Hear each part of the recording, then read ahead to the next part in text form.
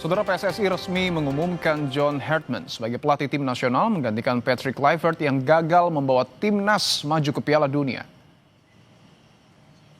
Kabar ini diumumkan melalui situs resmi PSSI, pssi.org pada Sabtu petang 3 Januari 2026. Dalam rilis resmi ini disebutkan PSSI menyambut antusias kehadiran pelatih berusia 50 tahun ini. Rekam jejak pelatih asal Inggris ini menjadi alasan utama penunjukannya, dan pada tahun ini Hartman dan timnas telah memiliki agenda padat. Yang paling awal, timnas senior akan tampil di FIFA Series di Stadion Utama Gelora Bung Karno pada FIFA Matchday 23 hingga 31 Maret 2026. Kemudian Piala AFF 2026 yang dimulai pada 25 Juli mendatang.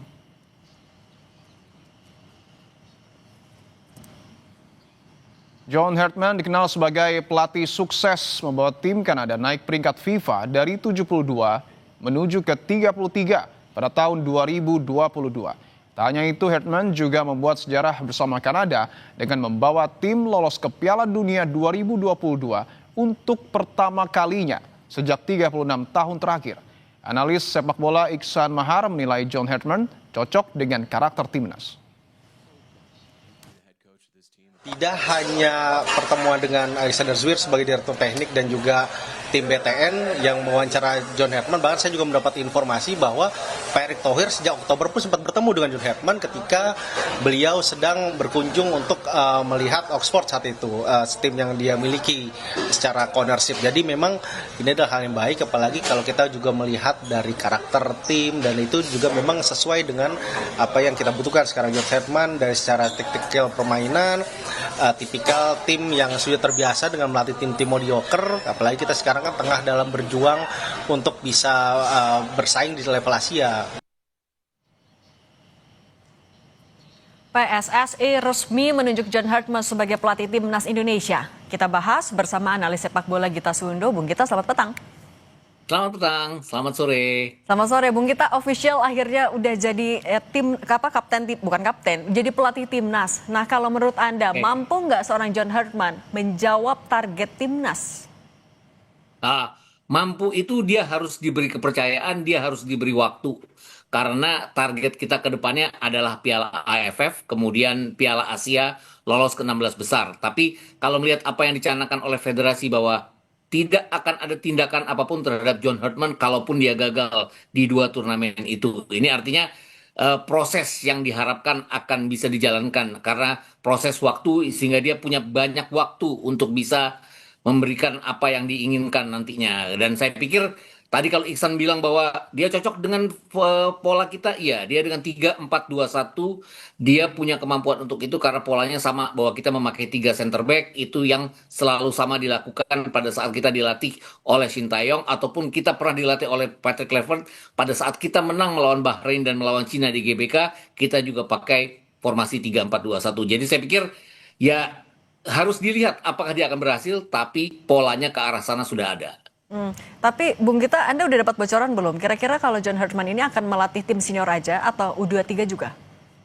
U23 juga ya, karena sama dengan Shin Tae-yong dulu bahwa tidak akan dibeda-bedakan, karena kalau kita bicara Patrick Kluivert kan Gerard Van Berg yang pegang tim Under 23 saat itu untuk AFF Under 23 dan juga kualifikasi Piala Asia Under 23. Kini dua-duanya akan dipegang oleh John Hartman. Artinya bukan hanya AFF dan Piala Asia, ada Asian Games Under 23 untuk tim Under 23 tahun depan, Asian Games 2026 itu pasti akan jadi tanggung jawab dari John Hartman juga. Jadi ada 3 turnamen besar di samping dengan FIFA Series bulan Maret dan juga FIFA Matchday di bulan Juni, FIFA Matchday di bulan September, Oktober, dan juga FIFA Matchday di bulan November nantinya.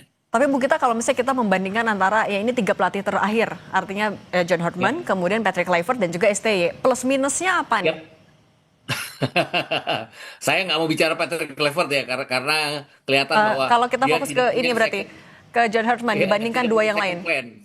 Saya selalu menganggap bahwa dia tidak punya second plan pada saat dia mentok di plan pertama. Tapi kita bicara dengan STY adalah STY itu sangat paham dengan kultur sepak bola kita karena dia menanganinya 5 tahun. Dia tahu kekuatan kita adalah dengan bertahan, bahkan dengan sepak bola yang tidak indah sekalipun dia bisa mendapatkan hasil. Contohnya lolos sampai semifinal Piala Asia Under 23, kita lolos ke putaran ketiga dan bahkan kita on track untuk maju ke putaran keempat pada saat dia mengalahkan Arab Saudi. Jadi dia pakem dengan sepak bola bertahannya. John Hartman ini kan kadang-kadang kabarnya adalah dia suka naif. Berhadapan dengan tim-tim besar, dia tantangin dengan gaya bermain menyerang. Itu kenapa dia gagal di Piala Dunia 2022 di Qatar. Dia kalah dari Belgia 0-1, dia kalah dari Kroasia 1-4, dia kalah dari Maroko 1-2. Padahal kalau kita bicara Kroasia dan Maroko, ini tim yang lolos sampai ke semifinal, sampai perebutan 3 dan 4. Belgia adalah salah satu raksasa Asia, tapi dia ladenin dengan permainan menyerang. Jadi naif-naifnya John Hartman ini yang mungkin dia belajar pasti ya, harus dia perbaiki karena gaya sepak bola kita jelas bukan sepak bola menyerang kalau melihat kualitas pemain-pemain yang kita miliki sekarang untuk tim nasional. John Hartman juga kan belum pernah ngelatih di Asia. Nah, kalau menurut Anda untuk mengisi Ya, kekurangannya itu, bagaimana dia harus membentuk tim kepelatihannya? adaptasi mungkin ya yang jelas. Tapi dia kalau melihat kalau pemegang Kanada kan dia sudah pernah berhadapan dengan tim-tim Asia. Dia pernah mengalahkan Qatar, dia pernah menahan imbang Jepang. Artinya cukup ke arah sana. Dan kalau dilihat bahwa 2 tahun kan waktu yang cukup lama untuk dia bisa beradaptasi. Dan artinya kita punya FIFA Series di bulan Maret. Lawan-lawannya itu akan datang dari 4 negara yang ada di 4 konfederasi. Yang sudah pasti adalah Sin Kitts and Nevis dari CONCACAF, tapi mungkin ada wakil UEFA nanti, ada wakil dari Oseania, ada wakil dari Afrika juga yang menjadi 4 lawan kita nanti. Jadi saya pikir dia akan punya banyak waktu untuk bisa berkembang. Juga AFF nanti lawan-lawannya ASEAN dan juga Piala Asia nanti di mana kita jadi salah satu finalis. Jadi pasti dia punya kesempatan untuk itu. Itu sesuatu yang tidak dimiliki oleh Clifford, waktu yang lama dan lawan-lawan yang cukup bervariasi. Itu yang tidak dimiliki oleh pelatih kita terdahulu. Tapi Bung Gita, kalau kita lihat pengumumannya John Hartman jadi coach timnas hari ini dibandingkan ketika Patrick Kluivert yang diumumkan, kan tampaknya ada beda-beda nih. Anda menyoroti hal itu juga nggak? Analisis Anda gimana?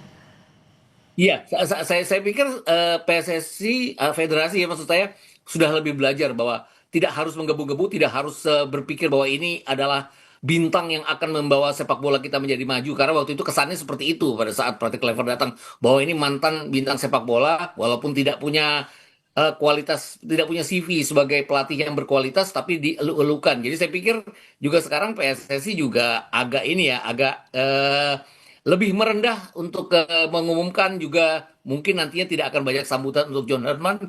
Yang penting adalah dia bekerja, bekerja, dan bekerja. Harusnya seperti itu. Oke, nah kalau untuk transfer knowledge-nya, nah gimana dia membentuk tim kepelatihannya? Haruskah mencari asisten pelatih Indonesia atau bawa aja dari orang yang sudah ia kenal? Ya, pasti akan ada yang dia bawa orang yang sudah dia kenal. Artinya gini, kalau asisten pelatih pasti ada beberapa yang dia bawa kenal. Kemudian sekarang kan sepak bola itu banyak sekali pelatih set piece untuk menangani tendangan bebas, untuk menangani corner, untuk menangkis corner. Saya pikir akan datang dari orang dia. Tapi kalau kita bicara Sintayong kan dia membawa memberi pelajaran bagi Nova Arianto saat itu, sehingga Nova Arianto juga sangat baik sekali untuk menangani tim-tim junior. Jadi saya pikir juga akan ada pelatih lokal kita yang akan diambil oleh John Hartman. Juga bagaimana dia wajib untuk datang ke pertandingan-pertandingan Super League yang berlangsung sekarang ini. Karena dia butuh pengetahuan yang dia belum tahu siapa pemain-pemain terbaik yang bermain di liga lokal. Liga lokal teratas kita ini. Bung Gita, ini kan juga yang jadi PR adalah bagaimana John Hartman harus bisa menjawab tuntutan dari pecinta sepak bola yang standarnya ya minimal kayak STY lah. Nah, dia Ya, targetnya untuk pembuktiannya apa yang terdekat yang harus bisa dia buktikan? AFF juara ya, itu wajib kita juara. Kalau orang bilang bahwa kita nggak pernah juara AFF kalau di tangan Sintayong, ini yang harus dia jawab bahwa dia harus juara AFF. Terlepas bahwa federasi tidak mentargetkan juara, tapi tidak ada tindakan kalau dia tidak jadi juara, itu kan yang dikatakan oleh federasi selama ini.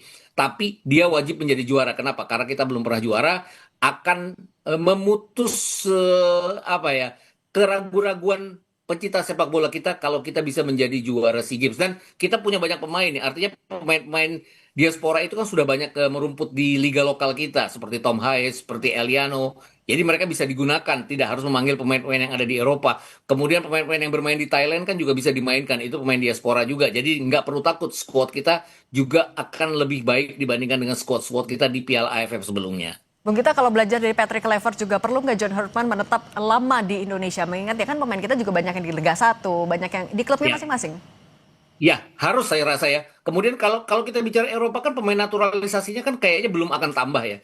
Jadi bukan berarti tidak harus diawasi, tapi kan dia sudah tahulah kualitas pemain-pemain seperti Jay Ize, seperti Calvin Verdong, seperti Justin Hubner, seperti Kevin Dix yang bermain di Eropa. Mereka pasti akan dipanggil kalau tidak cedera. Yang dia harus dapat adalah pengetahuan dia tentang pemain-pemain liga lokal yang belum banyak dia ketahui. Karena selama ini kan ya itu tadi baru dapat dari cerita-cerita, baru dapat dari berita-berita, dia harus datang sendiri ke setiap stadion dan itu jauh loh, stadionnya dari Padang sampai ke Ternate untuk mengawasi itu. Banyak di Pulau Jawa memang klub-klub BRI Super League, tapi yang jelas bahwa dia harus benar-benar mengawasi dan tidak lama di negaranya karena lebih jauh ya Kanada dibanding atau Inggris ya, dia negaranya Inggris, lebih jauh dibandingkan dengan Patrick Kluivert tadi.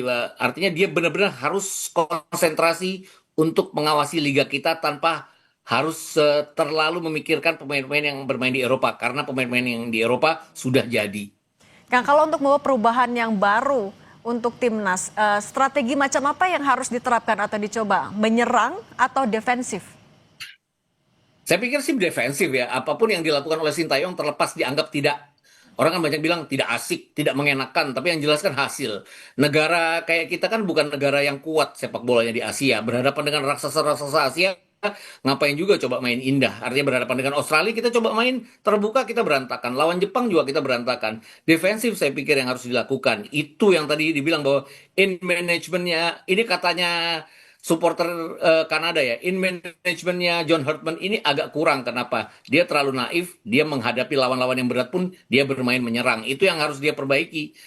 Kita tidak akan bisa menyerang seperti Kanada, karena Kanada bagaimanapun ada di urutan ketiga zonanya CONCACAF. Kita kan Oke. di Asia juga tidak sampai ke urutan 10 besar, jadi akan Oke. sangat sulit untuk bisa mengharapkan kita menyerang gitu. Oke, pembuktian itu yang ditunggu juga sama semuanya. Bung Gita Suwondo, terima Ya, kasih sudah betul. berbagi bersama kami. Saya selalu Bung Gita. Sama-sama. Ya, terima kasih.